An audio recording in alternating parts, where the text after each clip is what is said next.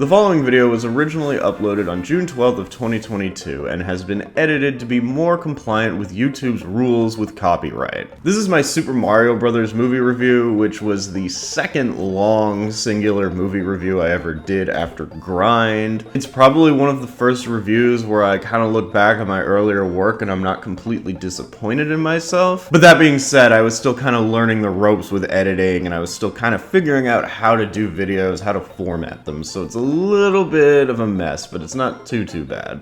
I honestly didn't even really have to edit this one that much to kind of be more in line with YouTube's copyright rules, because the only thing that got a copyright hit was the use of Crazy over the end credits, like the full song, because music is a lot worse than imagery when it comes to copyright. However, I kind of made it more in tune with my more recent videos by putting it over my pink background, doing a little bit of chopping it up to make it a little bit nicer. I also attempted to kind of fix the inconsistent volume with my speaking audio, which is kind of crappy in some of my early videos, so enjoy.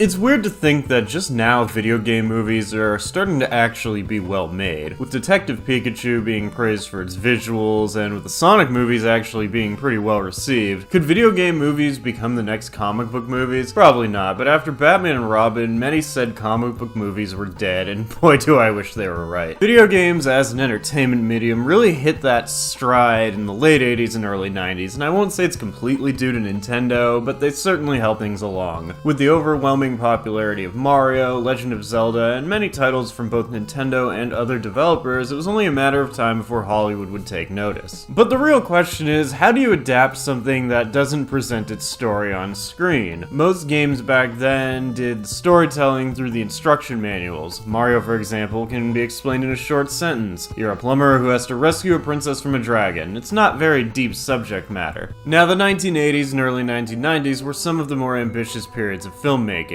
Most movies, whether from a Big Four studio or an independent studio, were a major production. Due to the lack of CGI effects, everything had to be practical and sets had to be hand-built. So anything too far out was probably not a possibility. So with that being said, who the fuck had the idea to make a Super Mario Bros. Movie? Let's talk a little bit about the pre-production, and by talk a little bit about the pre-production, I mean read my little notepad that I took off Wikipedia and IMDb. The man responsible for the concept of a Super Mario Bros. Movie was Roland Jaffe. Jaffe, I don't know how to pronounce his last name. But during a script meeting with his production company, Lightmotive, Roland pitched the idea of a Super Mario Bros. Movie. This eventually led to a meeting with Nintendo of America president Minoru Arakawa to pitch the idea. I guess this went well because this led to another meeting in Japan with the president of Nintendo, Hiroshi Yamauchi. And afterwards, Roland Jaffe left with a $2 million contribution from Nintendo and temporary rights to the Mario character. Nintendo would retain all merchandising rights to the film, and yeah, okay, they knew what they were doing. Nintendo basically just cushioned themselves against any sort of financial loss by doing this. The Mario property had made a killing in tie-ins and merchandise. This included anything from comics, cartoons, birth control medication, breakfast cereal, condoms, lethal injection chemicals. It really got out of hand. Jaffe was asked by Nintendo why they should pick him instead of one of the Big Four studios, to which Jaffe replied that by going with Lightmotive, Nintendo would have more creative control over the product. Nintendo explained that they had no real desire to have any involvement in production. Later on, Jaffe would theorize that this was all part of some weird experiment on Nintendo's part to see how an outside industry would do with one of their properties. From there, several different scripts and pitches were made before we got our final film. The first script was written by Rain Man director Barry Morrow. This was fresh off his Oscar win for Rain Man, and this script went under the working title Drain Man. The idea was to create sort of a within the realm of reality personal journey with Mario and Luigi, who were going to be portrayed more like an Abbott and Costello style comedy duo. It was said that this script was more of a serious drama than a fun comedy, and Lightmotive passed on it, and yeah, okay, I get it. When you're thinking Super Mario Bros., you know, you're thinking a movie you take your kids to see, shut them up for a couple hours, not an Oscar bait movie, although, you know, I'd like to read the script. The second script was a script by Jim Genuine and Tom S. Parker, who wanted to make sort of a Wizard of Oz type movie where the characters are in the real world and then they're sucked into the fantasy fantasy world of Mario. This would have a parody of all sorts of fairy tale tropes. Jim Genuine is quoted as considering this script to be Shrek before Shrek. Greg Beeman, director of License to Drive, was offered the director's chair until his movie Mom and Dad Save the World was panned by critics. Harold Ramis was offered the director's chair afterwards, and while he was a fan of the games, he ultimately decided that it wasn't the right career move to take this job, and he was absolutely correct. Roland Jaffe is said to have felt that every attempt at the project was coming out too medieval or too much in the wrong direction until he thought of Max Headroom and had a light bulb moment. That was the aesthetic he wanted, and that was the aesthetic he would get because he flew to Rome and met with the creators of Max Headroom, Rocky Morton and Annabelle Jenkel. For those who don't know, Max Headroom was a television show from the 1980s that was considered one of the first cyberpunk live-action television series. I couldn't tell you what it was about because I never watched it, but it looked cool. I only know of the series because the main character got really popular and because of the Max Headroom signal intrusion in Chicago in the 1980s.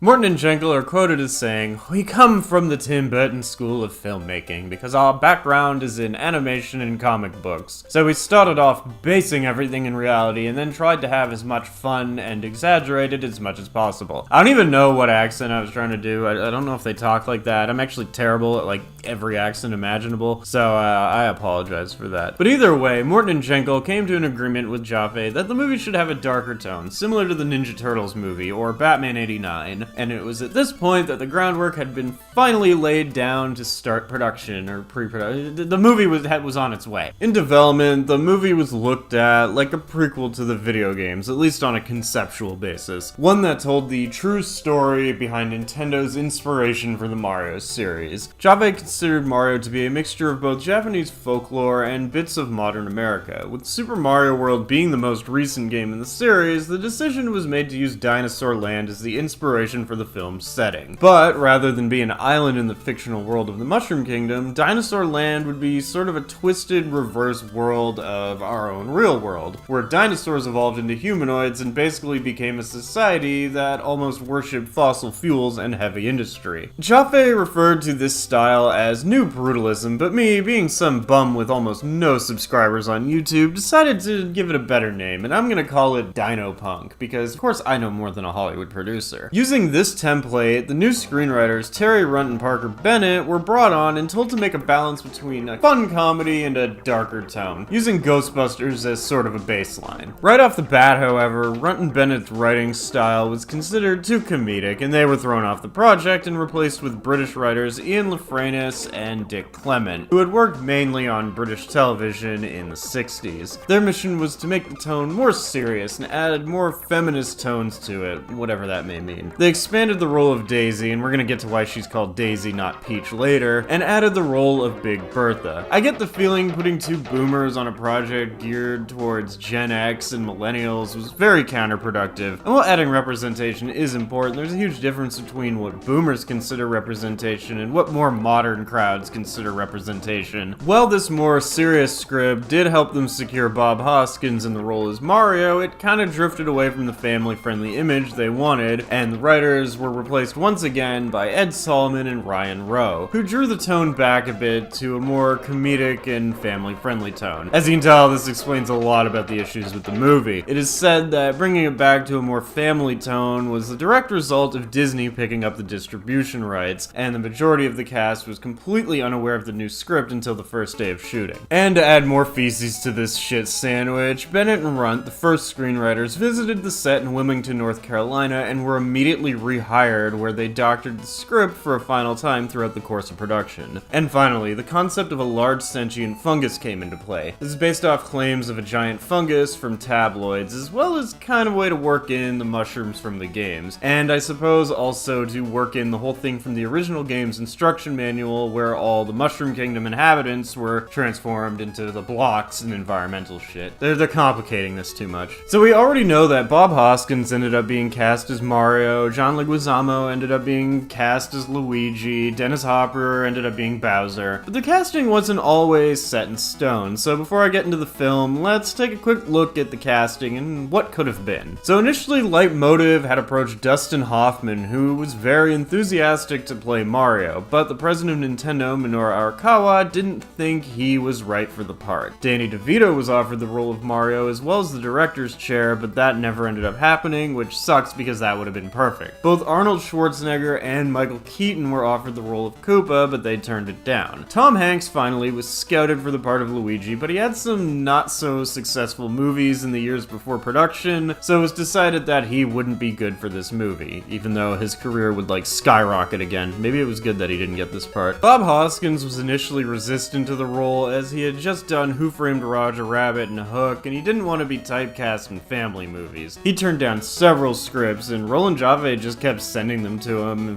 revised, until he eventually relented and took the part. Hoskins is quoted as saying, "I'm in the right shape, I have a mustache, and I worked as a plumber's apprentice until I set the guy's boots on fire with a blowtorch 3 weeks in." That's not even what he sounds like in the movie. John Leguizamo was relatively unknown at the time, as this predated his star-making role in Carlito's Way. He was picked up after the producers saw his stand-up act at the Second City. I like his quote when asked why a Latino was playing an Italian. "You always see a lot of Italians playing Latino people, like Al Pacino and Scarface. Now it's our turn." That's not, wow, I need to agree, I'm a bad voice actor. And as time passed, Dennis Hopper joined the cast as Koopa. We got fucking Mojo Nixon, who honestly I have no idea who the hell he's supposed to be. He's somebody, as Toad, and Samantha Mathis as Daisy. And with that, we had our cast for the Super Mario Bros. Movie. And of course, before I basically tell you how the movie goes, I do want to talk about the production design. The production design was done by the legendary David Snyder, who had worked on one of my favorite movies of all time, Blade Runner, and it really shows just by looking at it. The creature effects were done by Patrick Tatopoulos,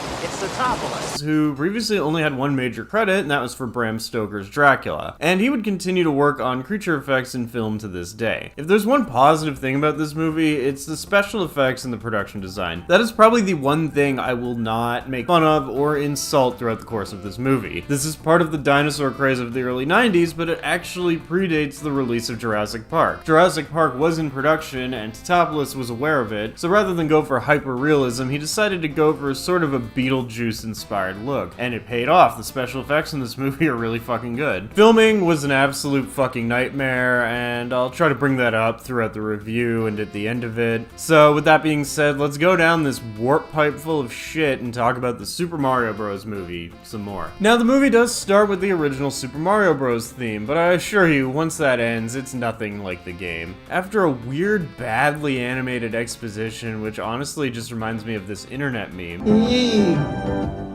a voiceover of Hoskins explains the parallel dimension dynamic of the film. Probably because they thought the audience wouldn't get it, I don't know. What if the impact of that meteorite created a parallel dimension where the dinosaurs continue to thrive and evolve into intelligent, vicious, aggressive beings?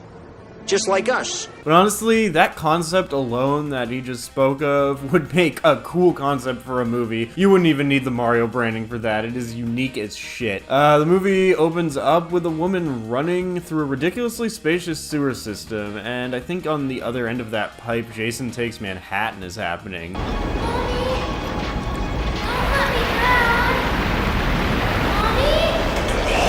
She leaves a baby on the steps of a church, which, alright, so I have issues with this. She clearly came here from the dinosaur world, and we aren't sure what the dinosaur world is yet. We just know that babies hatch out of eggs. So with that in mind, how the fuck would this woman know what a Catholic church is? How would she know that this is a safe place to leave her child? As far as she knows, she could have just dropped her baby off at the International Headquarters for Cannibalism, Human Trafficking, and Pedophilia. Which, hey, that does sound an awful lot like the Catholic Church, so maybe I'm not giving her enough credit. It's not important, I guess, but what is important is that the queen, I guess she's the queen, ends up going back into the sewer system where she's confronted by Koopa. Fun fact, Dennis Hopper's son asked him once, "Daddy, why would you do that horrible movie?" To which Dennis Hopper replied, "Well, son, I did that so you could have shoes on your feet." And his son replied to that saying, "I don't need the shoes that badly, Dad." Ouch. Anyway, Queen whatever her name is perishes when the tunnel caves in on her. So So I imagine, like, all of these nuns probably committed suicide because their entire worldview was just shattered when they saw a literal infant hatch from an egg. Probably went a little bit like this. There is no God! Richard, go! How dare you get away from me! I have nothing. I have nothing. You can't! No! But they don't give any screen time to the after effects of that, so instead we jump forward 20 years and we meet the title characters, the Super Mario Brothers, Hoskins and Leguizamo. They actually do have a pretty good dynamic together. They play off each other relatively well. Basically, Mario is a gruff Italian stereotype, and Luigi is another type of Italian stereotype. It works. The Mario characters are horribly stereotypical, but since they're Italian, it's fine. It opens with the bros getting a call for a plumbing job, and since business has been slow lately, they decide to drive erratically down the streets of New York. And, yeah, okay, I'm not buying that this is a street on New York because it's so empty. This is clearly a closed set, probably in North Carolina, because I mentioned that's where they filmed the movie. Also, fun fact about filming, Hoskins and Leguizamo were completely drunk and fucking stoned throughout the entire production. They were driving all shithoused down the street for most of it. They claim it was the only way they could get through production. I'm normally against drunk driving, but yeah, that's a pretty good excuse, actually. Also, another fun production fact, John Leguizamo apparently slammed the van door on Hoskins' arm and broke it, and throughout production, they had to work around it. You notice you don't see, I think it's either his right or left arm, because he had a fucking cast on it for most of the movie. So the Mario Bros arrive at the job site, only to find that their rivals, the Scapellis, have taken the job, and once again, I want to praise the chemistry of these two. I don't know, Mario, just trust me. I got a good feeling about this alleyway. I don't know. What? My instincts tell me this will be faster. Come on, breathe in, big brother. We'll get there. Luigi! In the meantime, we also meet Daisy, who, I'll just get this out of the way, is the baby from the opening. Now, why they went with the name Daisy instead of Peach is because Peach was not called Peach yet. They still called her Princess Toadstool, which, of course, you know, they can't really, that's something you couldn't really adapt into the script. In the context of the film, that sounds, like, ridiculous. Even though this is a ridiculous movie, that would have been, like, too ridiculous. In this movie, Daisy is an archaeologist, and she's digging this dig site when Scapelli shows up to try and muscle her and her team off the site. From what I've read, the Scapelli character was written as a reference to Foreman Spike from Wrecking Crew, but really it's just a thin-veiled parody of John Gotti. Like, look, it's fucking Gotti. It's not even subtle. The reason John Gotti wants the archaeological dig to end is because he's gonna be building something and it's putting his job on hold. It's not important. We kind of forget about the whole thing until the end of the movie. In the meantime, the Mario Bros van starts acting up, so they have to cool the radiator off and pull over, as well as hit up a payphone. Fun fact, payphones were a thing once. You'd stick a quarter in there and get to make a phone call, and they were the only way to make a phone call in public before cell phones. Now they're kind of still around, but most of them get smashed up. I imagine crackheads try to break into them, etc. And Daisy also just happens to show up at that same payphone. Luigi is absolutely smitten. We get this little meet cute. Also, I want to praise Bob Hoskins for his acting here. It's very rare that a British actor actually gets an American, let alone New York accent down this perfectly. For the longest time growing up, I didn't even know he was British. I just assumed he always talked like a New Yorker. He's that fucking good. Everybody's got tap water. $3. Luigi ends up getting all dumb around Daisy because that's usually how a comedy meet-cute scene goes, and Mario, being the good brother that he is, ends up helping him out by offering Daisy a drive back to the dig site, before pretty much walking him through the asking her out process. Insert joke about white Tanuki suit from Super Mario 3D World here. Oh, and in the meantime, while this was all happening, we see two shady people creeping around the dig site, Spike and Iggy. Why they didn't just name both of them after Koopalings, I have no idea, but they've been following Daisy around. They're planning to kidnap her to bring her back to the dinosaur world because she's the key to whatever. They're portrayed as being rather stupid, having kidnapped several women who aren't Daisy already. I do like one aspect of their portrayal, that they are so unfamiliar with the human world that when they get hot dogs, they think they've actually just been served dog and they throw the meat away and just eat the buns. It's a nice, subtle little little touch to show how some characters are not of our world. Later that night, Mario, Luigi, Daisy, and Daniela, who, fun fact, in the script was named Pauline, have dinner at a stereotypical New York Italian restaurant, where Daisy reveals that she was abandoned as a child, and we learn that in this world, Mario and Luigi are not really brothers. They imply that Luigi was abandoned as a kid and Mario took him in, so it's like kind of a father-son relationship, but also a brotherly one because Mario's an unfit parent. Mario here brought me up. He's been my mother my whole life. Hey. All right, my father. Mama? Mama Luigi? And now Luigi is his apprentice plumber, and yeah, you know what, I'll take it. Given the age difference between Leguizamo and Hoskins and this movie universe, I suppose this whole thing works. Yeah. Daisy shares this little gem on a necklace that is the only thing her biological mother left her. That comes into play later in the movie. Following the dinner scene, we get what I must say is a much more natural romantic character progression than Anakin and Padme with Daisy and Luigi. And Pauline gets kidnapped by Spike and Iggy. She could count herself lucky because down the street from where she is, this happened.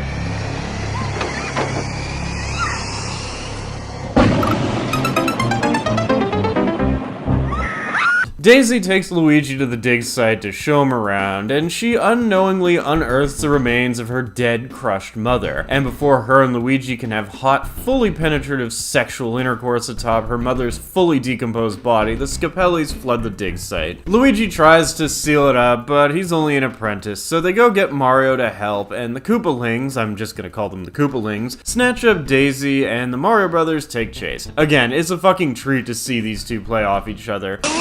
Lean back! Let it go!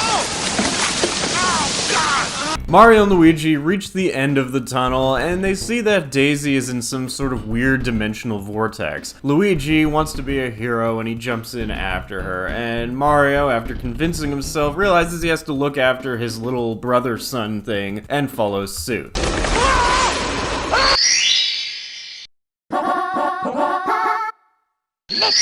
Now, I feel I should state that these effects were done by the same guy who did the effects for Spawn. Yeah, did he just recycle these early CGI effects and add bad CGI Muppets? Anyway, at least Mario's only going to a parallel dimension. In the same wormhole, Homer Simpson is being sent to spend the day in hell. So Mario and Luigi finally arrive in the Dino world, and they chase after Daisy, which allows us to see the world that they created. And I'm gonna be real here, I'm gonna fucking suck the nut out of the production design's dick, because this production design is fucking gorgeous. From the heavy industrial shit to the neon lights and the pollution and all the little references to the Mario games, I fucking love it. It's a little more Dr. Eggman than Bowser, but fuck it, I'll allow it. And then there's, you know, we get some more Mario and Luigi banter, which is hilarious. They haven't quite grasped the situation that they're in a parallel universe version of Manhattan. Production called it Dinohattan, so we get this gem of a little discussion between the two. We went under the river, but this can't be Manhattan. Where is this place? I don't know, I ain't been to Manhattan in a couple of weeks. Must have been a bad couple of weeks. So in order to really just drive the point home how incompetent and stupid Iggy and Spike are, when they report to Koopa, who, by the way, I love Dennis Hopper, even though he got Lawrence Fishburne addicted to smack, and he really kind of phones it in for this performance, but this is such a thin-failed fucking Trump parody that it's like almost ridiculous. Like I could play some Trump presidential speeches over Koopa, and it would just mesh so well. I don't know what I said. I don't remember.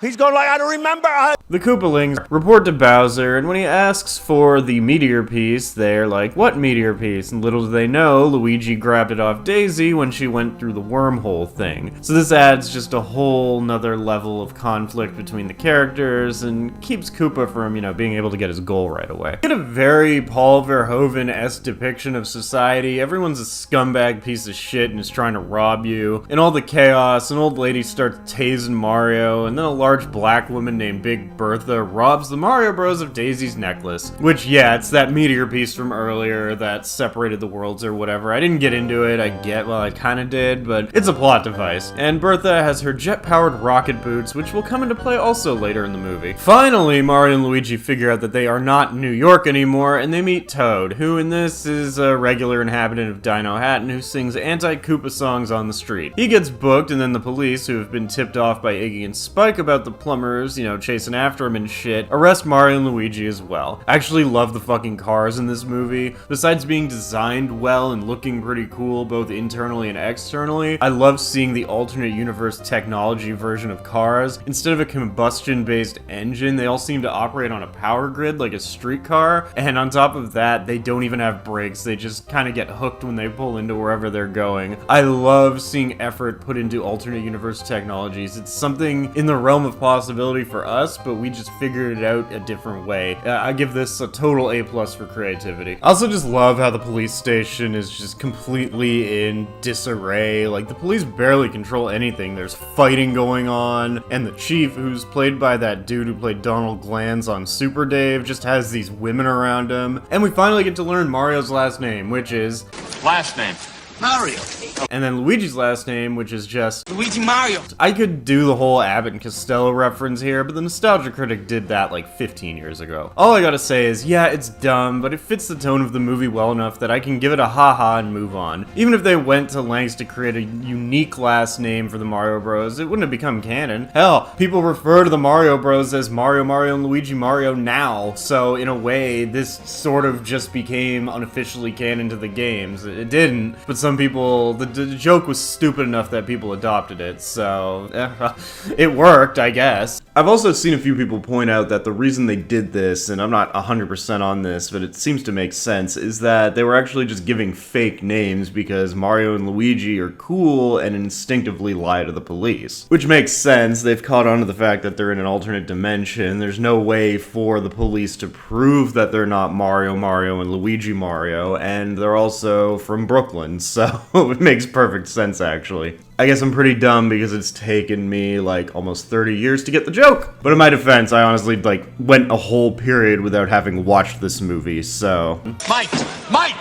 Up these Marios around the side. Another bit of alternate timeline technology humor. When the bros are about to get their mugshot taken, the cameras in this universe fucking pop out, and they look like guns, and they think they're on a firing squad. And this got me really good, specifically the horrified look on their faces in the picture. So while the bros are in their jail cell, they get a bit of an exposition from Toad, who explains the split universe theory, and, talks about how the king was turned into that giant fungus that engulfs the city, and Mario and Luigi are then brought in front of Koopa, who lies and tells them he's a lawyer, but keeping in tune with the primal lizard-esque nature of Dinohattan's inhabitants, he breaks down when he realizes they don't have the meteor piece, and he just starts getting violent with Luigi. As punishment for their impudence, Mario, Luigi, and Toad are taken to the Devo Chamber, a room where those who speak out against Koopa are stuck in a machine and devolve to what I guess is the dino version of Neanderthals. Toad goes in first, and okay, I can't help but think Dennis Hopper, even though he hated working on this movie, had a lot of fun hamming it up. Koopa goes on this speech about how he descended from a Tyrannosaurus Rex, which, gotta say, not a bad way to go about the whole Bowser thing. But before Mario and Luigi can get devolved like Toad, they shove Koopa in there and hit him with it. He gets saved before too much damage is done, but we get little hints that he may have just devolved a little bit.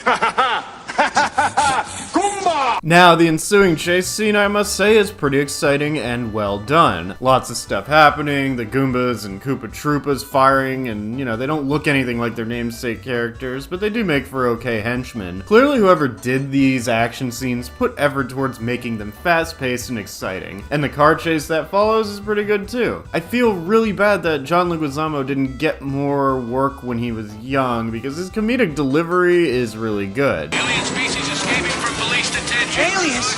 Well, we gotta deal with aliens too? Luigi, we're the aliens! Yeah?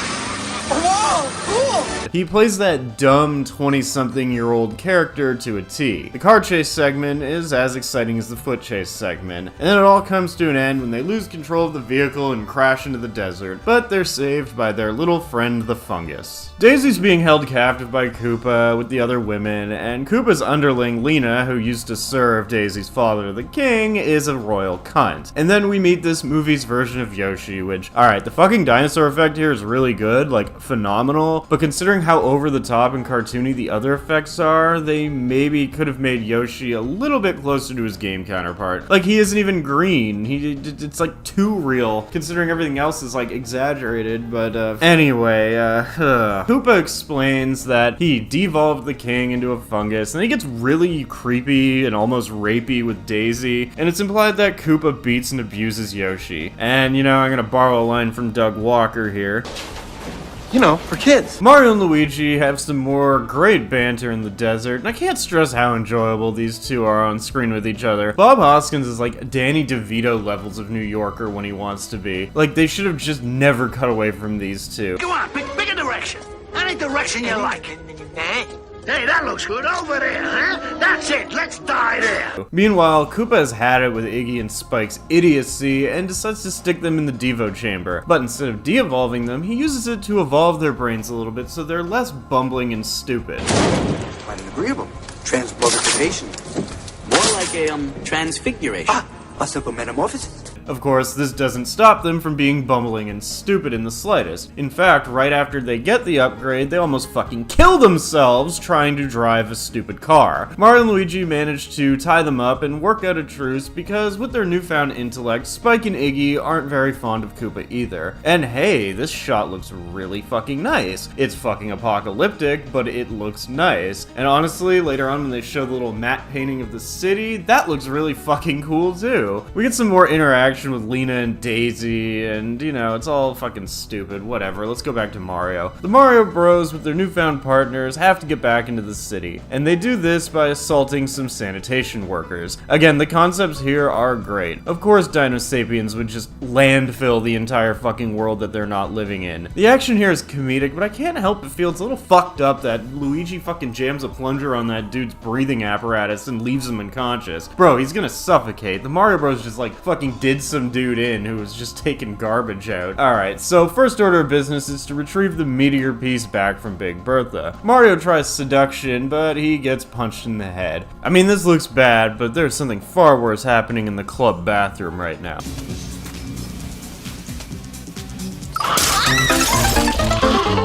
This leads to a relatively well-made comedic dance number. Mario eventually seduces Bertha into getting the meteor, but Lena and her goons show up. They play a bit of keep away with the meteor shard, but eventually lose it, and Mario and Luigi make a hasty retreat with Big Bertha, who rewards them with a pair of jump boots and by shoving her tongue down Mario's throat. And hey, we get another fine action chase scene. This eventually culminates in Mario and Luigi storming Koopa's castle, skyscraper, to save Daisy, where they use their plumbing skills to cause a diversion by dropping the heat. They get stuck in the elevator with a bunch of Goombas, so to get out, they manipulate their primitive brains by making them break out into a dance number. I'm not a huge fan of that scene, but I am a fan of the elevator shaft scene, where they're stuck and they have to make a jump, which is followed by a fine comedic moment where Luigi gets caught on a hook but thinks he can fly. Mario jumps thinking he'd also be able to fly, and he falls to his death. Okay, no, it doesn't end like that, although it would be a little funny if it did. Nah, the fungus makes a little springboard, and he's able to flutter back to safety through the air. The fungus has been helping them all this time, stopping them from plummeting to their death in the desert, giving them a bomb, and now saving Mario. Meanwhile, Lena attempts to murder Daisy, is thwarted by Yoshi, and then she stabs Yoshi, so she's the biggest bitch in the movie. And yes, we get confirmation that the fungus is in fact the king and Daisy's father. Oh, I feel I should bring up the stupid running gag with the pizza. Around the start of Act 3, Koopa orders a pizza, and they just kind of keep riding with this joke, and I really don't understand why. And when they save Daisy, Mario is completely unaware that Pauline's been kidnapped too. Daniela!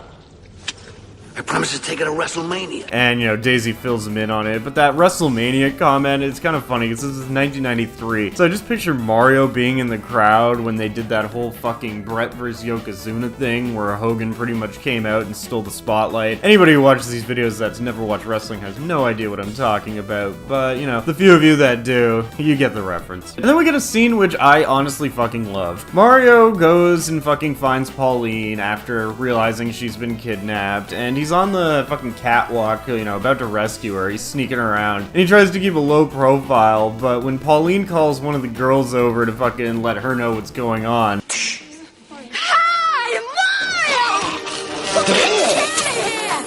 she just does this fucking stereotypical late 80s, early 90s New York thing. And honestly, I wish all women were loud, obnoxious New Yorkers. So we get to our climax, where the movie predicts the ice slide level for Mario 64, and finally, the Mario Brothers and Koopa have a showdown on the streets of Dinohattan. In the meantime, Lena tries to go into business for herself and gets caught, but then she escapes, steals the meteor shard, and gets electrocuted. I don't know why they had to do a fake-out death scene when just 5 minutes later she puts the meteor shard into the meteor and gets killed, also causing the two worlds to merge. So in a way, her task failed successfully. I really don't understand the point of having Lena be rogue. I'm guessing this is part of those feminist overtones that those second writers had, but just kind of ends up being a mess, and then she just really helps Koopa get his, you know, task done, you know, at the cost of her life. But anyway, we get Mario and Koopa being warped into the human world in New York City in what is a pretty cool sequence, some good early CG, and then when you see the worlds merge together, it's actually fucking really cool for the time. You know,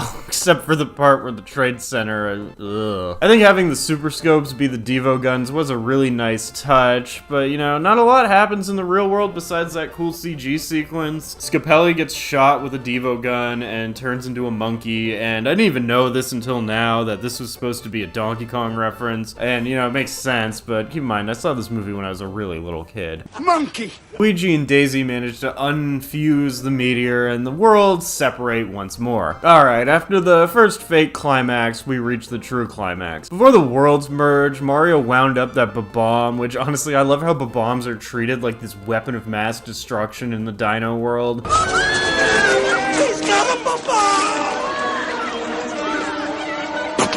The thing rolls onto the freeway, terrorizing innocent people, but it does manage to make its way back for the climax. I never noticed this before, but the fucking Koopa propaganda poster, where fucking he's kissing the baby, but it's blatantly a fucking plastic doll, had me pausing this and laughing for like 2 minutes straight. At first I thought it was just something they did because they didn't expect people to notice, but considering Koopa in this film is portrayed as like this germophobic tyrant, it makes perfect sense. He would just like, he wouldn't want to hold a baby, he'd be disgusted. So that's a nice little background touch. Like I said, there's a lot of effort put into this. Okay, let's wrap this up. Bowser gets blown up by the bomb, they zap his ass with a Devo gun, and he turns into, compared to the rest of the movie's effects, an embarrassing Muppet, before being zapped again into primordial ooze. The Mario Bros bid farewell to Daisy, Toad, and Yoshi after their big celebration, and they return to their world. Flash forward an undefined amount of time later, and the bros are plumbing again. But hey, the producers thought this movie was going to be a major hit, so they ended on a sequel hook. There was no sequel. I believe it.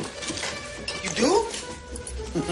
I believe. So that was the Super Mario Brothers movie. What do I have to say about it? It's bad in a lot of ways, but it is fucking brilliant in other ways. I absolutely love the look and feel of this movie. Despite being Blade Runner-esque, it does kind of have its own identity. The Dinopunk aesthetic really does favors for its appeal. I absolutely love how the Dino Sapiens wear all those spiky clothes and shit. It has a fantastic look. The fictional technology is cool. The city looks great. The tone is maintained throughout the film. It's serious, but it knows when to be funny. The movie isn't lacking in any department as a film besides being an accurate representation of Mario, which I guess that's fine. All the actors, they're really fun to watch. Bob Hoskins, as I mentioned throughout the review, is fucking hilarious. He plays a New Yorker like at an S tier level. And then you put him with John Leguizamo, who I think is one of the most underappreciated actors of the 90s, and these two just play off each other so naturally, and it works because they were friends on set, they partied together, they drank together, they smoked pot together, they got along, and it was really well reflected in the movie. It's just, they're great. Even though Dennis Hopper was phoning his performance in completely, he's still fun to watch. And then the rest of the cast is good too. Samantha Mathis is fine as the romantic lead, Fisher Stevens and that other guy is Iggy and Spike are fun to watch as well, and everything just kind of works. They said that the production was terrible and that a lot of people who worked on this movie said it was like the worst time of their life, but honestly it seems like they all had a fucking blast. They got to run around these crazy sets and just act in this movie that didn't take itself too seriously. Maybe it's because Bob Hoskins is just like a consummate professional, and maybe it's because Dennis Hopper was once in Oscar-nominated movies, but honestly, it looks like a blast. I wish I could have been there. The action scenes in this movie are pretty fun. There are some really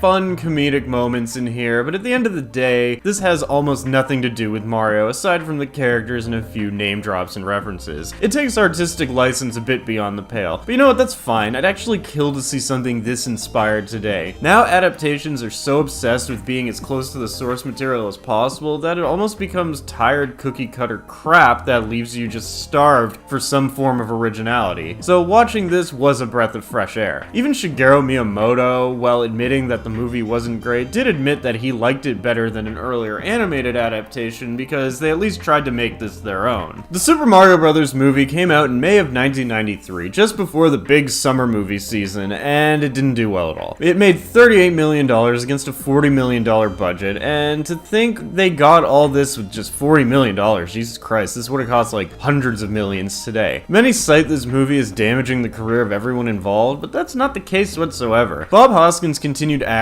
until he retired 2 years before his death. John Leguizamo would go on to do Carlito's Way, and then a bunch of movies that would actually destroy his career. Dennis Hopper's career was already fucked before he did this, but he would have a career resurgence in the 90s with movies like Speed and True Romance, and the rest of the actors continued to work somewhat consistently. The only people who fucking suffered were the directors. Morton and Jenkel would never work on a major Hollywood production again, and would return to the UK where they would continue working for film and television over there. Lightmotive would fade into obscurity, and I think they went out of business or changed their name, but those involved would continue working in Hollywood. I think if not for the internet, this movie would have just been completely forgotten. But it did almost get a nomination at the Academy Awards, so you want to hear something fucked up? Due to its achievements in special effects, it was on Disney's shortlist to be submitted to the Academy for a nomination in production design or special effects. But Disney chose to submit Nightmare Before Christmas instead, which, let's be real, that was the right choice. But imagine an alternate universe where Super Mario Bros. The movie was a fucking Oscar-winning movie. There's a special place in my heart for Super Mario Bros. The movie. It was one of those movies that I watched a lot as a kid. It came and went for a lot of people, but for me, it was like my favorite movie besides Tim Burton's Batman. And sadly, somebody broke into my mom's house and stole our VCR, which had this movie in it. I'd forget about it for years. It would sometimes come up in conversation, but besides that, it was mostly forgotten. That is until the Nostalgia Critic reviewed it. I was a huge fan of him when I was a teenager, and while he's had his ups and downs in recent years, I still check him out if the subject matter is one that interests me. That being said, his video was relatively short due to it being one of his earlier videos and due to the 10-minute time limit present on early YouTube. He hit the beats and whatnot, but it wasn't an extensive review. However, it was extensive enough to remind me of it, but I wouldn't really revisit the movie until years later, when I was drunk and didn't end up paying attention. But then a few years after that, I decided to take a look at this movie once again with an open mind, and it really did hit all those notes, at least from a presentation standpoint. I mentioned in my Freddy's Dead review that the early 90s was kind of a weird period where they didn't know if they wanted to keep being the 80s or if they wanted to try and be their own thing. By 1993, the whole early 90s thing had kind of found its identity, and this is very present in the Super Mario Bros. Movie. And yeah, I'm just gonna throw this out here, a little side rant. I love how people say, oh, that's so 90s. It's like, motherfucker, which 90s? Every decade has like 3 different periods. For example, the 80s. The early 80s is similar to the 70s, but then it kind of takes on a life of its own before vastly changing in the mid-80s and then changing again in the late 80s. Same thing for the 90s. The early 90s, mid-90s, and late 90s are 3 very different time periods, so you gotta be a bit more specific. So what I'm saying here is the Super Mario Bros. Movie is so early 90s. Like the clothing, the music, the fucking sense of humor, it's like the 90s finally broke free of the 80s and it gave us a Super Mario Bros. Movie. movie, so I guess that's why the early 90s period only lasted 2 years. Going through this movie really did explain a lot about my taste in films going forward. I love the dank, alternate future, the industrial aesthetic. It's just so visually appealing to me. So I'll acknowledge the movie's issues, but I refuse to call this movie bad. It's better than most attempts at video game movies that came out of the 90s. The actors do a decent job, even if they do ham it up. It has a cohesive plot, there's little to no plot holes in the film. If I could own this on Blu-ray or 4K, I would, but the sad reality is this movie has some sort of rights issue. It's got some sort of issue with Disney and Nintendo that has pretty much prevented it from being released in Region 1 on Blu-ray. You can get it overseas, but I don't have a region-free player, so I'm just gonna have to fucking sit here with my thumb up my ass and wait. This movie is such a product of the times. Like, I would say I'm nostalgic for it because of that, but I was really young when I watched it. I think I just genuinely enjoy this movie. Like, I know I just said I wouldn't call it bad, but it's like fun bad. Some say it's one of the worst movies ever made, and it's not even one of the worst video game movies ever made. It should be studied as an ambitious attempt to take a well-known property and make it an original concept. Something sorely missing from Hollywood today. I honestly think the concept of a parallel universe where dinosaurs evolved into humanoids is a concept that should be stolen and reused for an original film, with all the cool technological bits that came with it. But sadly, Hollywood is completely devoid of creativity, and the general public is fundamentally retarded to the point where they would rather give billions to a movie of Robert Downey Jr. literally jingling his keys at the screen and making one-liners. There's no place for creativity in Hollywood anymore, and that's why movie theaters are a dying thing. Ah well, I'll always have the Super Mario Bros. Movie to get my Dinopunk fix. So that was my recut review of the Super Mario Bros. Movie. I figured I'd record a new outro because the other one was back when I still, like, announced future plans and whatever. I still like the Super Mario Bros. Movie for what it is. I also forgot to mention that it actually has a really good soundtrack. You should check it out. It's probably got the songs on Spotify or whatever. Let me know what you think of the Super Mario Bros. Movie in the comments. Drop me a like, drop me a subscribe, and that's probably going to be the last re-edit that I do for a while. There are a few other videos I do want to re-edit and recut in the future, but right now I think it's important to move forward and continue work on the videos that I announced in the community tab a couple weeks ago. And also, happy Canada Day. Later. Be okay. Hey, remember me?